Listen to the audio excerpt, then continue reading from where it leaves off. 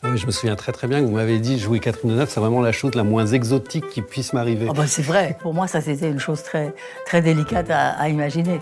La première fois qu'on s'est revus, après que je vous ai envoyé le scénario, on s'est donné rendez-vous dans un café pour discuter. Et c'est vrai que moi, quand je suis arrivé dans le café, j'étais assez tremblant parce que je sentais que votre première réaction était pour le moins dubitative, en tout cas incertaine sur le projet. Ce qui me déroutait beaucoup, c'est le fait que c'était des acteurs connus qui jouaient leur propre rôle. Mais après, je veux dire, avec Chiara, avec les scènes et tout ça, comme c'était vraiment, je trouve ça très bien écrit et drôle et insolite. Et finalement, la frontière entre le réel et la fiction a été vite abolie. Moi, j'avais l'impression que ce soit vous, mais aussi les autres personnages, finalement, vous jouiez un personnage.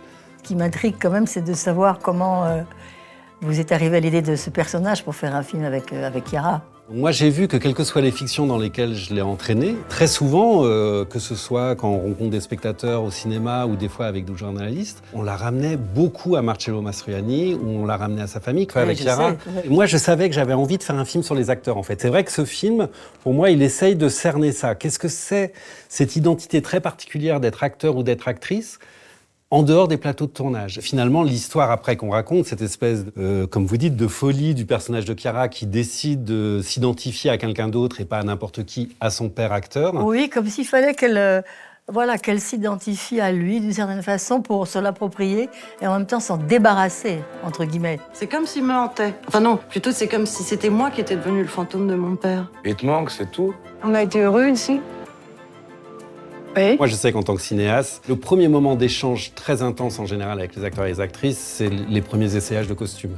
Oui, le cinéma, c'est vraiment très important. Les costumes vous apportent quelque chose, pas tellement du caractère, mais la démarche, la façon de bouger, la façon de se tenir, la façon de marcher. Je m'étais dit que justement, c'était intéressant en fait de vous amener à être habillé en Chanel dans ce film. Il y a comme ça une évolution en fait dans le personnage. Et je trouve que dans le film, en fait, on l'a vraiment réussi. Travaillant avec le vestiaire que proposait Virginie Viard. Absolument. Qui s'affranchissait de tout. Ah, oui.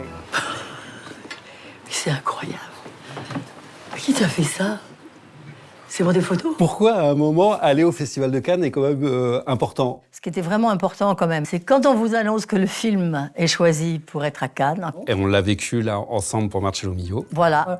Il y a des pics comme ça, des moments où on est très joyeux ou très... Des épiphanies. Pourtant, c'est le moment quand même où on est avec beaucoup de gens qui regardent le film. Et c'est vrai qu'à partir du moment où on a présenté le film, le soir même quand c'est fini, c'est comme Cendrillon, hein, c'est fini à minuit et demi. C'est Reine d'un jour. Fini. Bah oui, parce que voilà, on a porté des bijoux souvent, des très belles robes, des beaux costumes, les hommes aussi.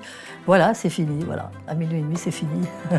Présenter le film Marcello Mio. Moi, si je devais dire à la limite, pour moi, ce serait de dire Marcello avec un point d'exclamation. Ce qui est incroyable, son nom, c'est que si on dit Marcello, on ne peut penser qu'à lui. Il n'y a que ça. Hein, qu'est-ce que tu en penses, toi, Jack? Qu'est-ce que tu en penses, toi, de Marcello? Elle a dit Mio, j'ai vu.